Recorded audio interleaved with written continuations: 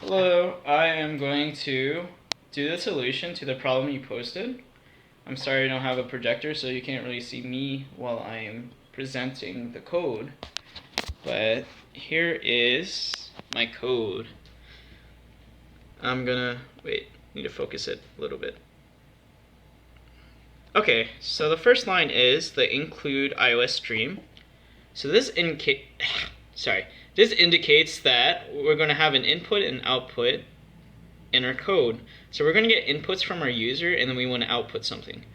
The include string is going to indicate that we're going to use a string. And then our using namespace std. This simplifies our code so we don't have to keep on putting std ::. This is our first function, int get value. It's going to have the parameters of a string user prompts. So it's going to have a do while statement. So we're going to see out a user prompt, and then we're going to get the number from them. And while the number is a positive integer, it's going to return that number. So our second function is int main.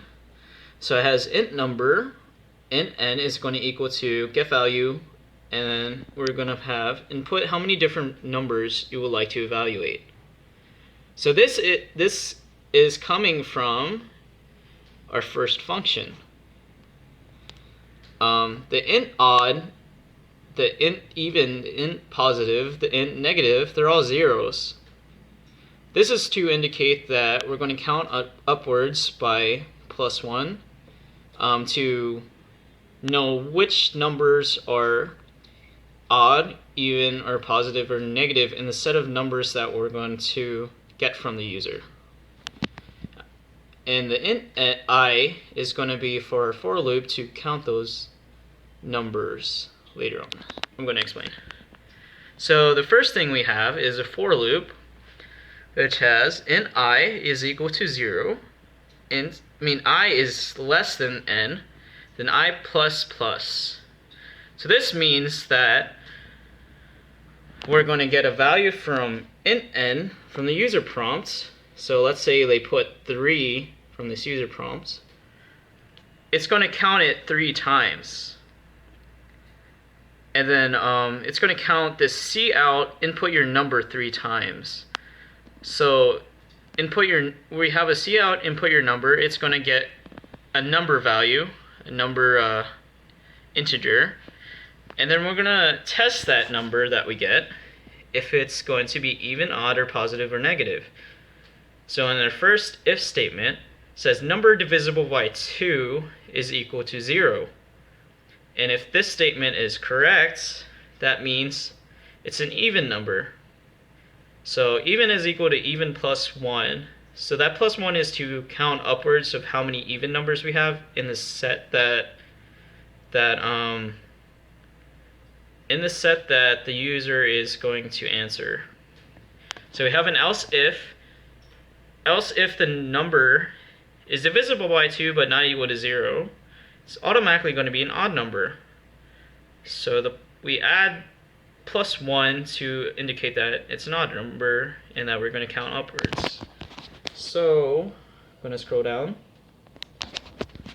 So if the number is greater than -1, so that means a 0 is going to be automatically considered a positive number according to what you posted in your problem. So if it's greater than -1, it's automatically going to be a positive number. Else, if it's less than 0, it's going to be a negative number. So we're going to output how many negative numbers there are, how many positive numbers there are, and how many even numbers and odd numbers there are. So when we do compile and run, it's going to show input how many different numbers you would like to evaluate. So this is from the first function. Let's go put four numbers. So input your number. So let's go put a 0. Let's put a -4. Let's put a 7. Let's let's go put another negative number, negative 3. So it counts how many negative numbers, positive numbers, even numbers, and odd numbers. So we're going to check this out. So 0 is going to be considered a positive number. The 7 is going to be considered a positive number. So there is actually 2 positive numbers. There's a negative 4, negative 3, which is going to indicate that, those 2 numbers are negatives. So how many even numbers there are? Okay, there's a negative 4, and since 0 is there, it's going to be counted as an even number. 7 and negative 3 is going to be considered an odd number. And that concludes my presentation. Thank you.